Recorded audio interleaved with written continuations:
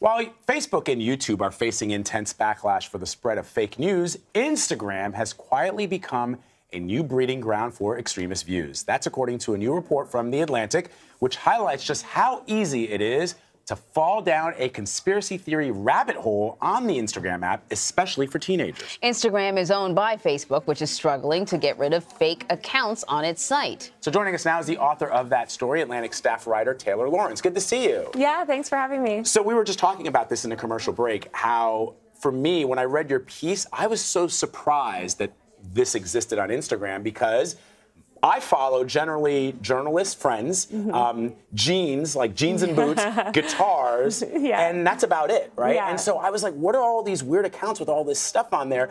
I had the same reaction with Facebook, and you engage a lot more on Facebook, for example, with accounts that share things that are kind of strange. I see the cray-cray. She sees the cray-cray. So I was just really interested to read about this.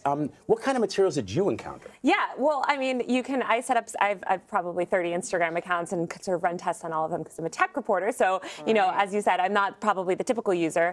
But to mimic the behavior of some of these users, you know, I followed, for instance, some certain mommy bloggers, some anti-vaccine content, and then was immediately recommended, you know, more of that. And then followed a couple mainstream, you know, conservative meme pages and was immediately, you know, recommended really radical accounts that were publishing, you know, not just very fake news, conspiracies, saying that the New Zealand shooting was a hoax, a lot of other really terrible stuff. So who are the typical targets? It's really anyone that's susceptible to these views. Right. The majority of these audiences are actually targeted towards younger users. The typical liberal, which is this big conservative meme account with about 1 million followers, you know, even says in the bio, I think it says changing Gen Z one mind at a time or something. Wow. So they are oriented towards younger users who really use Instagram as a portal to discover, you know, news and information about their world. Yeah. Did you discover that a lot of these users who are putting this stuff out there actually believe what they're putting out there, or is it just a way to own liberals and to make liberals cry, liberal tears? They actually believe this stuff? Well, I mean, I think like those two things are very intertwined. But I mean, yeah, a lot of the people that run these huge accounts too are essentially conservative influencers. We saw a couple of them just at CPAC this year. You know, these are big Instagram stars that are speaking to young, you know, a younger generation, and they very vehemently believe some of this stuff. So, and it depends, of course. I mean, of course, you're going to get some trolls. You're going to get some people,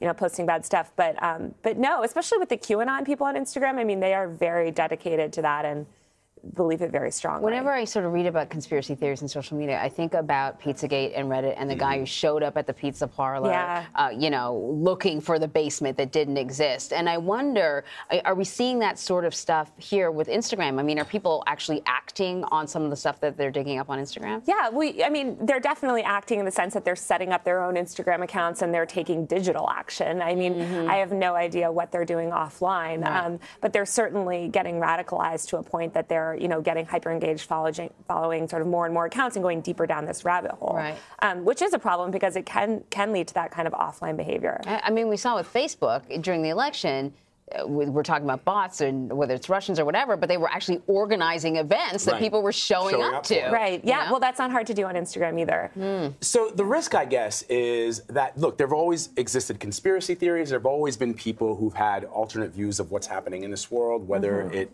relates, specifically as it sometimes relates to science, for example, a man walking on the moon, the theory of evolution, right? The world is round. It is remarkable to me in 2019 that bubbling up into the discussion recently is whether the world is round or not. And I wonder what the danger of impressioning young minds with this stuff is going forward, because you're talking about people who are still finding their way and still trying to understand the way the world works. Yes, and this is exactly the problem with YouTube and, you know, what we saw with Facebook, although a lot of younger users aren't using Facebook. Instagram is their portal to the world, and Instagram has all of the same problems as Facebook, but to a worse extent. I mean, there's no native reshare mechanism, but you can generate a massive audience very quickly on Instagram and spread your ideas very far and wide. I imagine for Facebook, though, and for all social media platforms, but, you know, for Instagram, we're talking about just images, right? I mean, you can't get more videos. And videos, right? And short videos, but yeah, you're right, videos. But I mean, this is about freedom of expression. I mean, how do you? It's free speech. It's protected. I mean, how do you get a handle on it if you're Facebook? I mean, free speech is totally protected by the government.